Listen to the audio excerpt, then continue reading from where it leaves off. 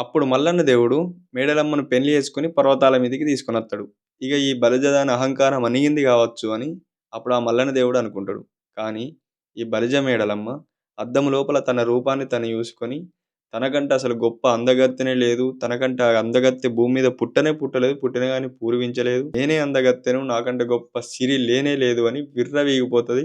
అహంకార పడతది. అదే అహంకారంతోని ఈ మల్లయ్య దేవుడిని "నువ్వు పందెం మీదనే నన్ను గెలుచుకున్నావు. లేకపోతే నీకు పిల్లనెవ్వలు ఇచ్చేటోళ్ళు గాదు. నీకసలు పిల్ల దొరకనే దొరకది. నీ అందం ఎట్లున్నది? నువ్వెట్లున్నావు? నేనెట్లున్నా?" అని అనరాని మాటలంటది. ఎప్పటికదే మాట అంటది. అప్పుడు ఆ మల్లన్న దేవుడు మేడలమ్మని చూసి రారాని కోపానికత్తాడు. "అబ్బబ్బా! బలిజదాన నీకు గింత అహంకారమా?